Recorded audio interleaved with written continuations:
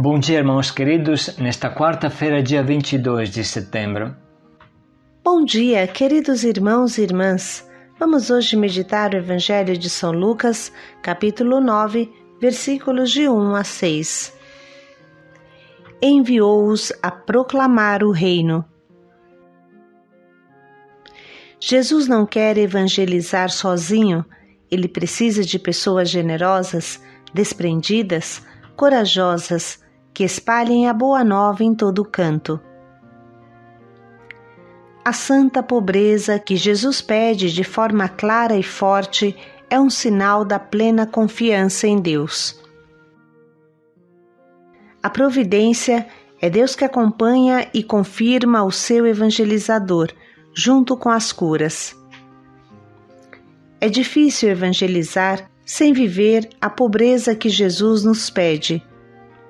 Renovemos hoje o nosso compromisso missionário, dando uma corajosa resposta a Jesus que nos envia. O Senhor esteja convosco. Ele está no meio de nós. Proclamação do Evangelho de Jesus Cristo segundo São Lucas. Glória a vós, Senhor. Naquele tempo, Jesus convocou os 12, deu-lhes poder e autoridade sobre todos os demônios e para curar doenças. Enviou-os a proclamar o reino de Deus e a curar os enfermos. E disse-lhes: Não leveis nada para o caminho, nem cajado, nem sacola, nem pão, nem dinheiro, nem mesmo 2 túnicas. Em qualquer casa onde entrardes, ficai aí, e daí é que partireis de novo. Todos aqueles que não vos acolherem ao sairdes daquela cidade, sacudi a poeira dos vossos pés, como protesto contra eles. Os discípulos partiram e percorriam os povoados, anunciando a boa nova e fazendo curas em todos os lugares. Palavra da salvação. Glória a vós, Senhor.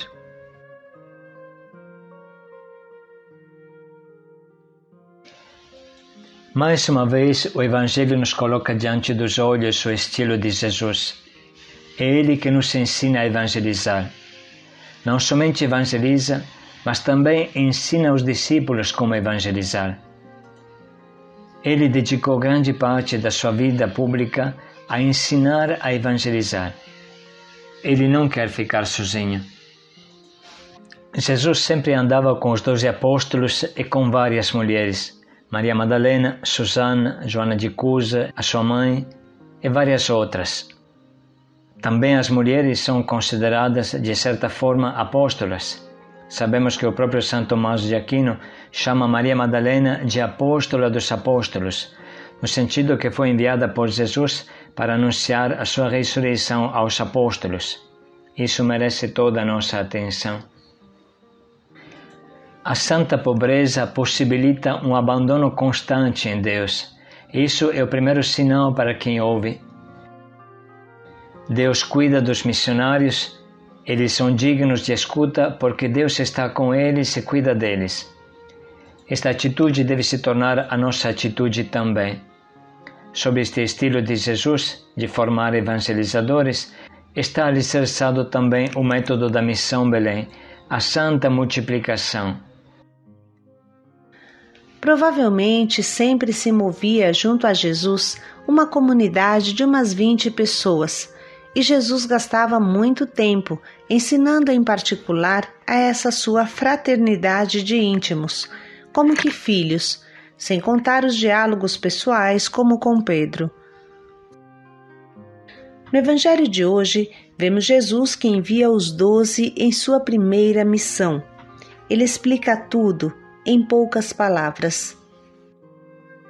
Anunciai, o reino de Deus está próximo, convertei-vos. Explica também o estilo desses missionários de primeira viagem. Não leveis nada pelo caminho. Como é interessante Jesus. Ao invés de lembrar aos seus filhos o que devem levar, sem esquecer, Jesus lembra o que não é para levar, ou seja, ordena de não levar nada.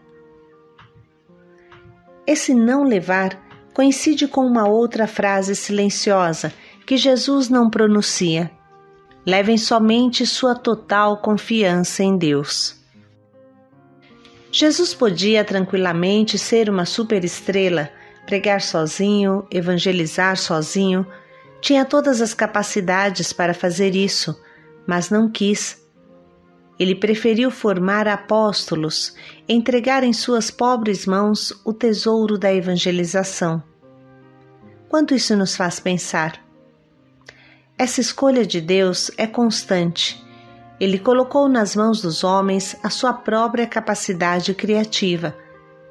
Deus não modela mais o homem do barro, mas o modela com o material fornecido por um homem e uma mulher, por um óvulo e um espermatozoide. Deus quer precisar dos homens para criar novos seres, colocar na existência novos seres. Como isso é maravilhoso! Do mesmo jeito, hoje, Deus não quer converter o mundo diretamente, mas através de homens que gerem novas vidas na fé. Portanto, o missionário é um pai, uma mãe, que gera novos filhos para a igreja, para Deus. Do mesmo modo, deveria se comportar cada um de nós. De um lado, somos filhos que tudo aprendem, tudo recebem. Do outro lado, cada um de nós é pai dos outros e ensina, doa a vida que recebeu. Qualquer coisa você faça dentro da igreja, tome cuidado a não ser uma mula estéril que fica bonita por fora, mas sozinha, e quando morre, a vida morre com ela. Procure sempre gerar um filho, ensinar para ele a arte da vida, ensinar para ele tudo o que você sabe fazer. Educar na prática, para que ele seja igual a você ou possivelmente melhor. 2 anos atrás falamos de uma moça extraordinária que deu vida ao organismo pontifício das Pontifícias Obras Missionárias. Paulina é o nome dela. Vale a pena retomar a sua história porque é um exemplo para nós. Paulina nunca tinha pensado na vocação religiosa, estando convencida de que Deus a havia chamada como mulher leiga, para dedicar a sua humilde existência a ajudar os pobres e as missões. Deus lhe deu um dom particular. Durante a sua vida, recolheu rios de dinheiro para as missões, para os pobres, mas no final de sua vida caiu na miséria e foi forçada a inscrever-se na lista dos pobres de Lyon, a fim de poder receber qualquer coisa que comer. Em 1826, animada pelo sucesso de sua organização para recolher fundos para as missões, decidiu recolher orações e iniciou a propor o Rosário Vivo. Começou por organizar os seus amigos e colaboradores por grupos de 15 pessoas, baseando-se no número dos mistérios do Rosário. Pediu a cada membro que se comprometesse a rezar diariamente uma dezena do Rosário e a meditar sobre um mistério por dia, durante um mês inteiro. Desse modo, o Rosário era recitado diariamente na íntegra, sendo meditados os seus 15 mistérios por cada grupo. No início do mês, o responsável do grupo redistribuía pessoalmente os mistérios para os membros, assegurando-se de que cada um recebesse um mistério diferente para meditar durante a oração a dezena do terço, nas 4 semanas seguintes. Em cada mês, a vida inteira de Cristo era assim meditada pelo grupo. Recorrendo à intercessão da Virgem Maria, rezava-se a Deus, transformando a oração do Rosário numa realidade viva de apoio à missão da Igreja, tendo em vista de modo particular a proclamação do Evangelho àqueles que ainda não o tinham recebido. O sonho de Paulina relativamente ao Rosário Vivo transformou-se em muito pouco tempo num fenômeno a nível mundial. Em 1831, escrevia ela: Os grupos de 15 continuam a multiplicar-se a uma velocidade incrível na Itália, na Suíça, na Bélgica, na Inglaterra e em várias partes da América. O rosário espalhou as suas raízes até a Índia e, sobretudo, no Canadá. E olhem bem, não tinha WhatsApp nem Facebook. A esperança de Paulina era que o Rosário Vivo unisse as pessoas espalhadas pelo mundo em fervorosa oração pela missão da Igreja. Assim, a iniciativa do Rosário Vivo teve tanto êxito que, após a morte de Paulina, no ano de 1862, havia mais de 150 mil grupos, com 2.250.000 membros só na França. Atualmente, o Rosário Vivo ainda é rezado em muitas partes do mundo, e os grupos de 15 deram lugar aos grupos de 20, devido à inclusão dos novos mistérios luminosos estabelecidos pelo Santo Padre João Paulo II. Esta mulher nos ensina com clareza o que é a missão, o que é a multiplicação. Vamos agora ler de novo a palavra que hoje recebemos.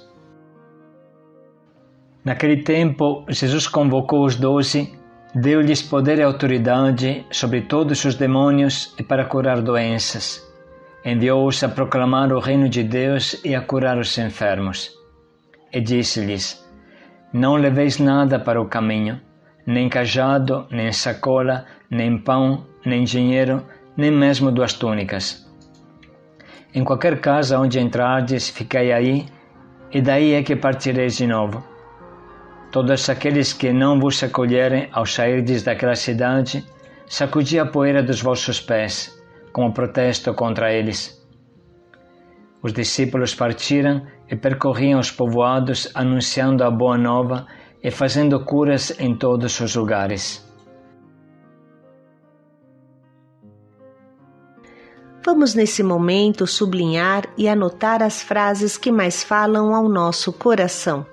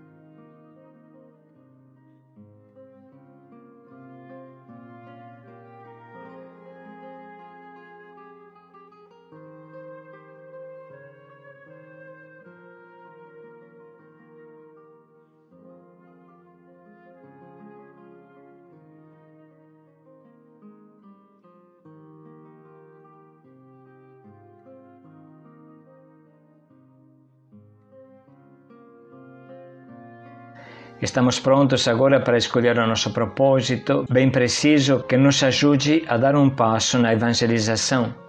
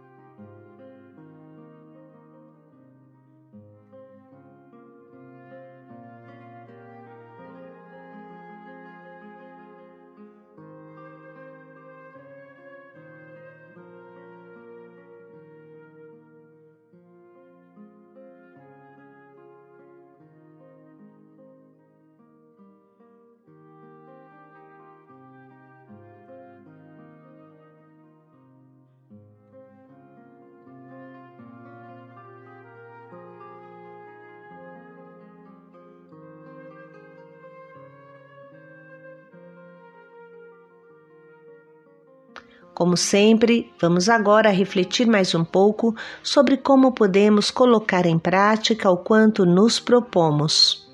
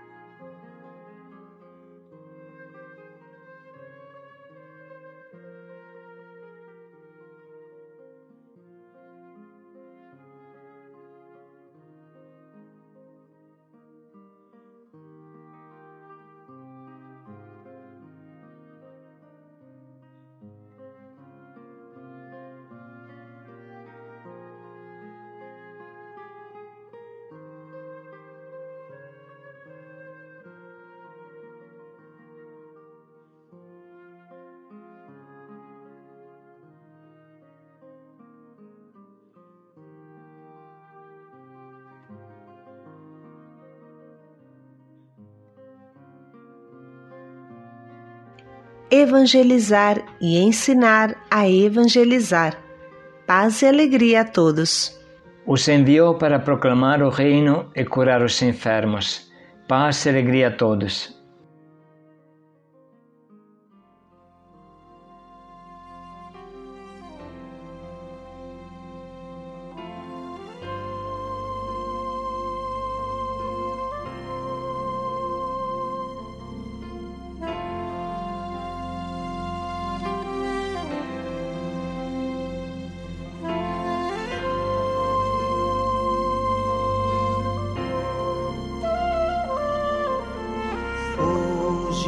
Unidos como igreja, estamos aqui para te ouvir. Todos buscam uma voz, voz que não se vai com o tempo e permanece em nós.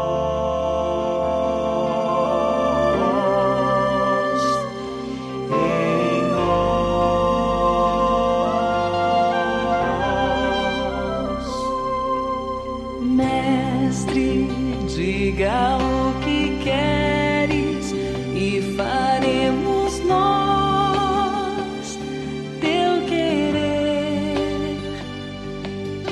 Sim, usa nossas mãos, usa nossos dons, somos teus. Ressoa em nossos palavra que diz: ide ao mundo inteiro, façais discípulos, ide ao mundo inteiro, façais discípulos.